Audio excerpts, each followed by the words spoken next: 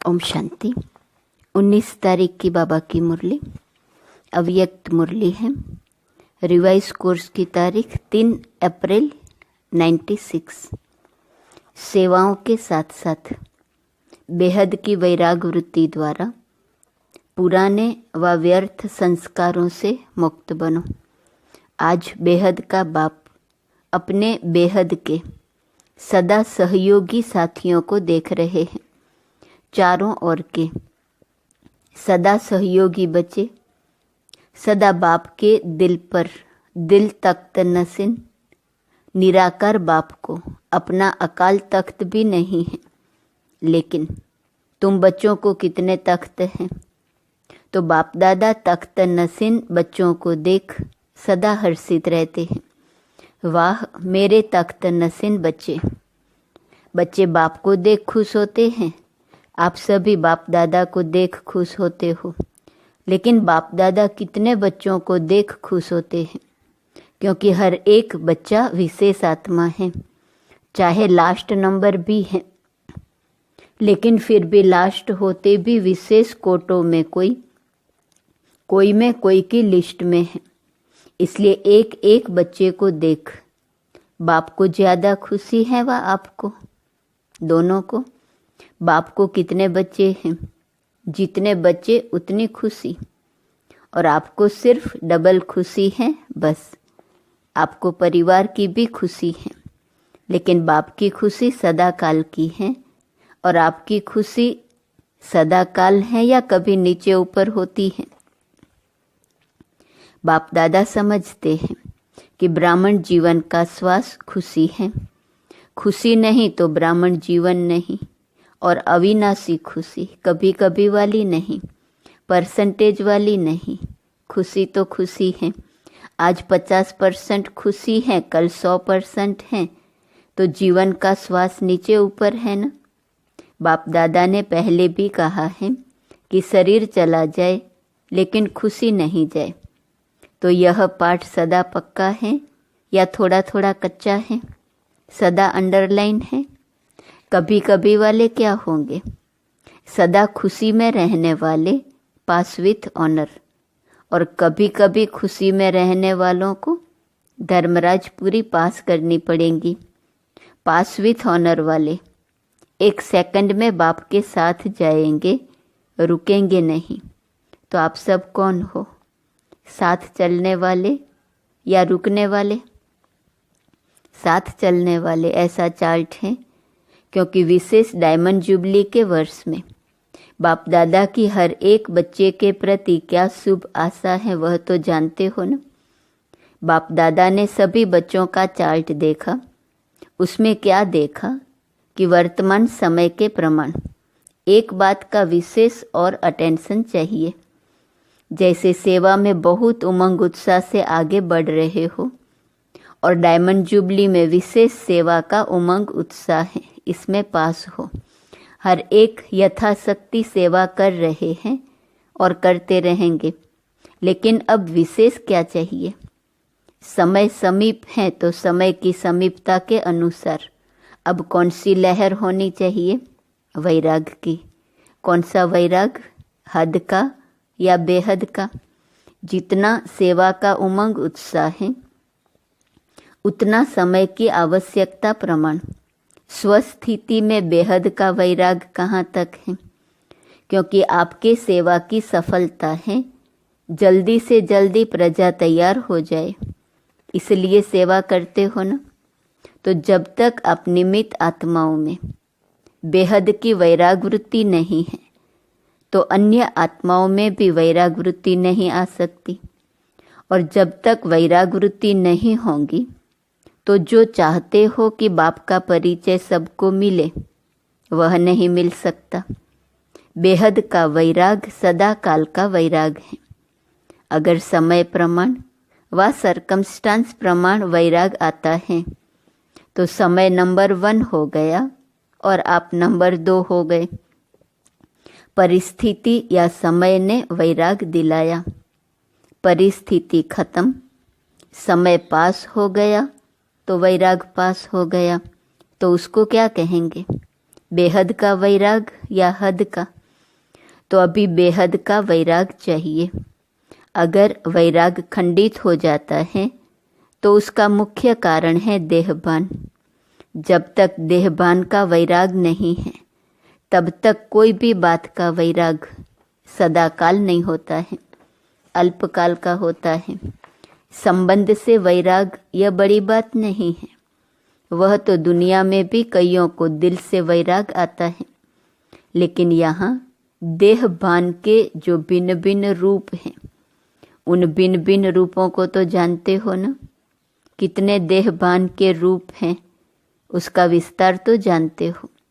लेकिन इस अनेक देहभान के रूपों को जानकर बेहद के वैराग में रहना, देहभान देही अभिमान में बदल जाए। जैसे देहभान एक नेचुरल हो गया, ऐसे देही अभिमान नेचुरल हो जाए। क्योंकि हर बात में पहला शब्द देह ही आता है। चाहे संबंध है तो भी देह का ही संबंध है, पदार्थ हैं तो देह के पदार्थ हैं, तो मूल आधार देहभान है। जब तक किसी भी रूप में देहभान है तो वैराग वृत्ति नहीं हो सकती।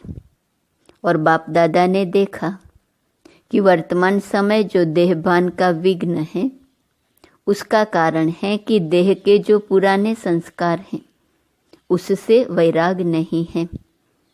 पहले देह के पुराने संस्कारों से वैराग चाहिए। संस्कार स्थिति से नीचे ले आते हैं। संस्कार के कारण सेवा में व संबंध संपर्क में विघ्न पड़ते हैं। तो रिजल्ट में देखा कि देह के पुराने संस्कार से जब तक वैराग नहीं आया है तब तक बेहद का वैराग सदा नहीं रहता। संस्कार भिन्न भिन्न रूप से अपने तरफ आकर्षित कर लेते हैं। तो जहाँ किसी भी तरफ आकर्षण है वहाँ वैराग नहीं हो सकता। तो चेक करो कि मैं अपने पुराने व व्यर्थ संस्कार से मुक्त हूँ। कितनी भी कोशिश करेंगे, करते भी हैं कि वैराग वृत्ति में रहे, लेकिन संस्कार कोई कोई के पास या मेजॉरिटी के पास किस न किस रूप में ऐसे प्रबल हैं जो अपनी तरफ खींचते हैं। तो पहले पुराने संस्कार से वैराग, संस्कार न चाहते भी इमर्ज हो जाते हैं। क्यों?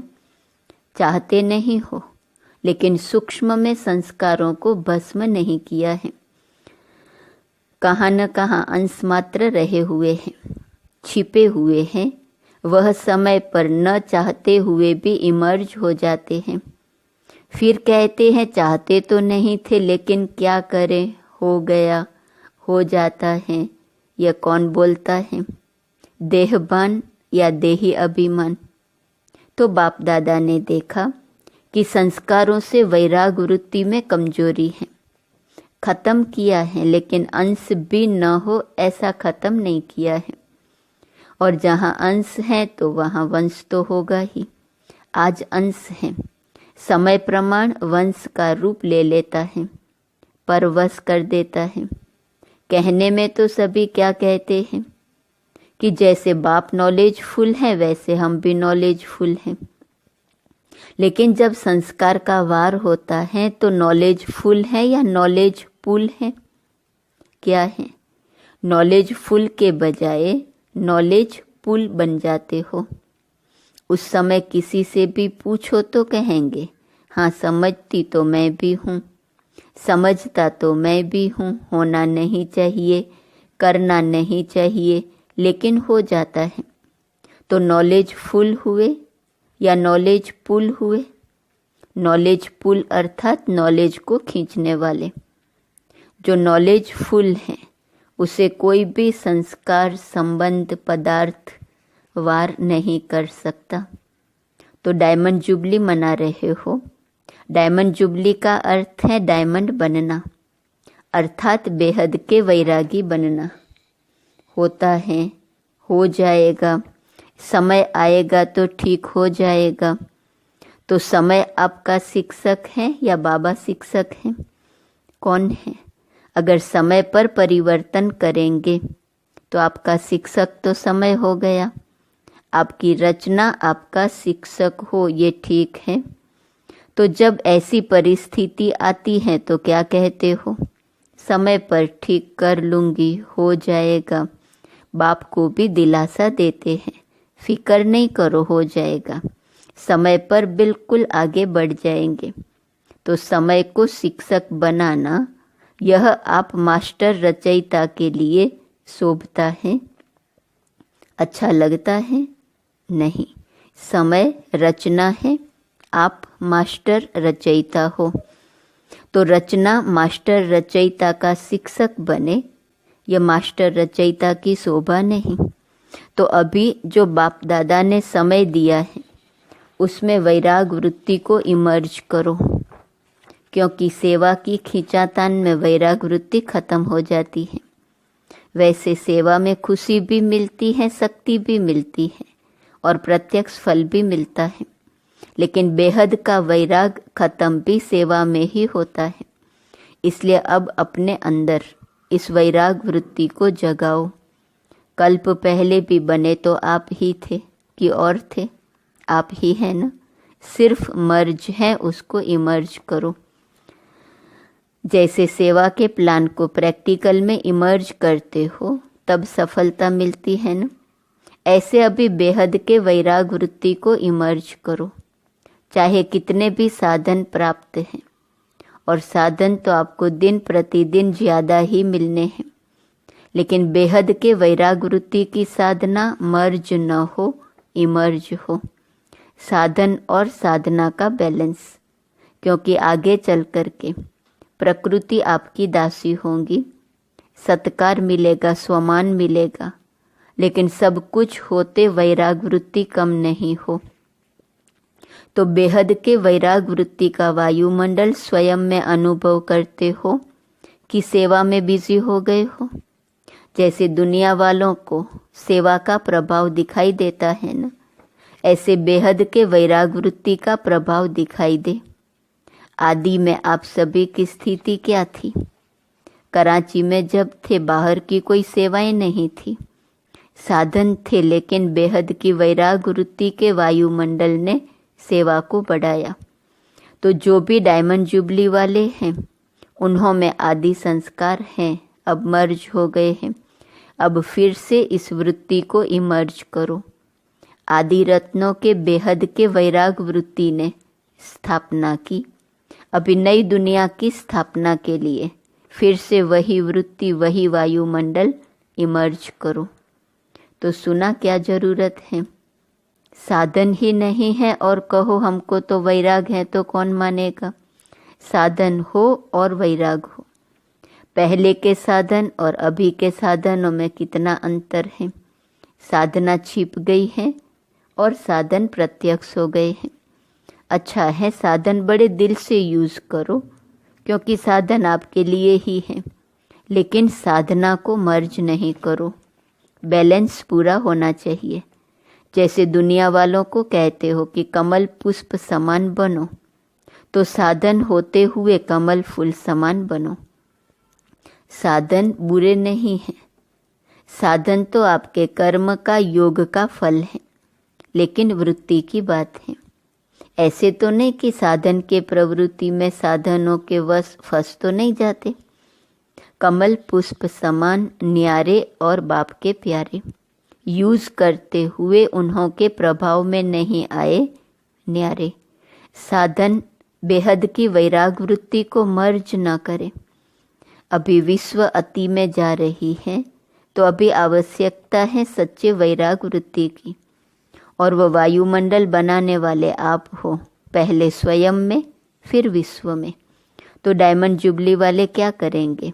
लहर फैलाएंगे ना। आप लोग तो अनुभवी हैं, शुरू का अनुभव है ना, सब कुछ था। देसी घी खाओ जितना खा सकते, फिर भी बेहद की वैराग वृत्ति।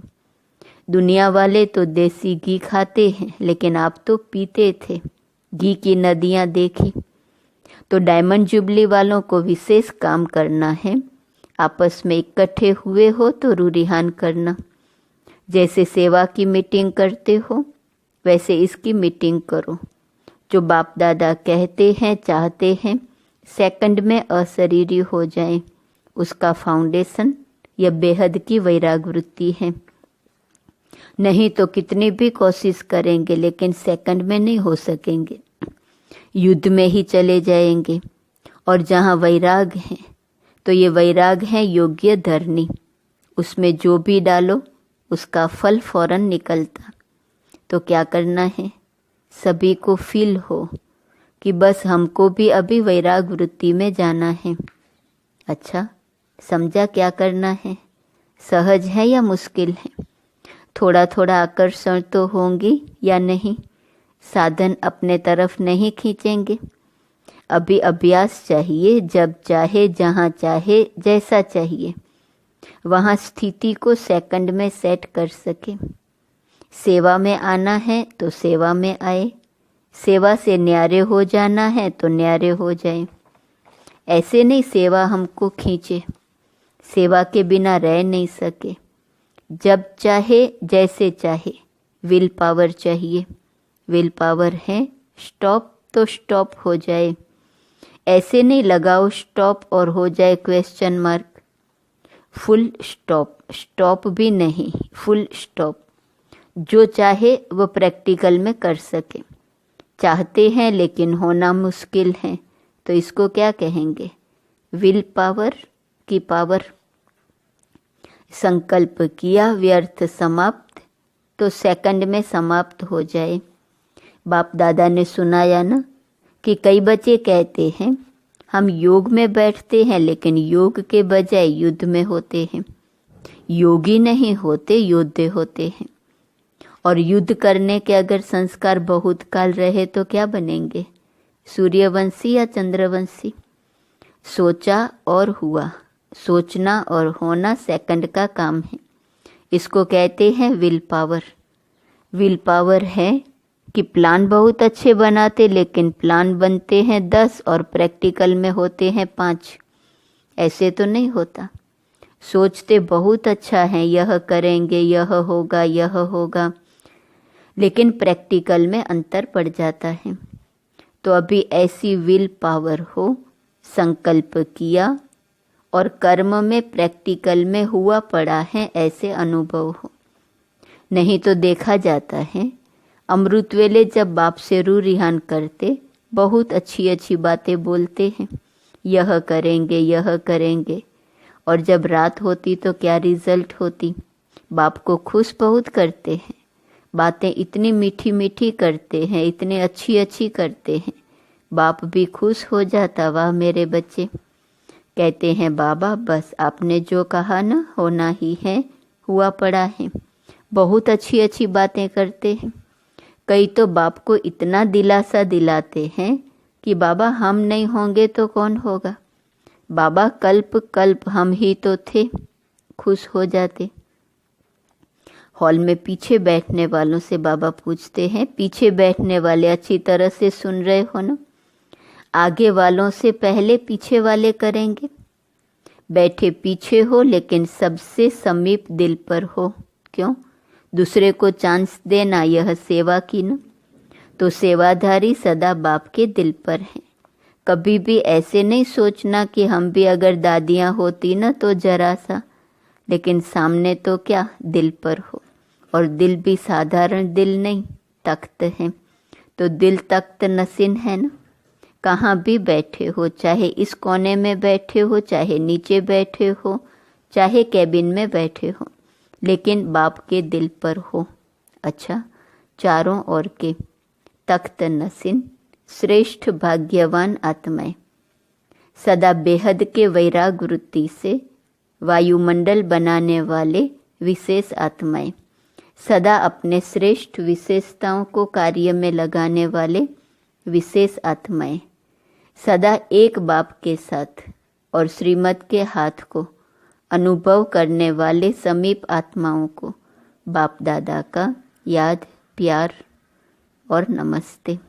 मीठे मीठे सिकीलदे बच्चों प्रति माता पिता बाप दादा का याद, प्यार और गुड मॉर्निंग। रूहानी बाप की रूहानी बच्चों को नमस्ते। रूहानी बच्चों की रूहानी बाप को नमस्ते नमस्ते नमस्ते। वरदान। एक व्रता के राज को जान। वरदाता को राजी करने वाले सर्व सिद्धि स्वरूप भव।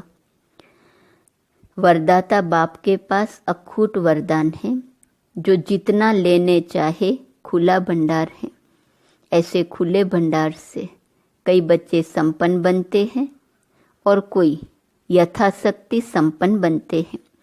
सबसे ज़्यादा झोली भरकर देने में भोलानाथ वरदाता रूप ही हैं।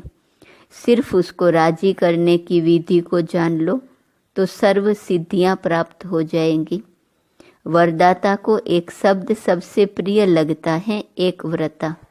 संकल्प स्वप्न में भी दूजा व्रता न हो। वृत्ति में रहे मेरा तो एक दूसरा न कोई।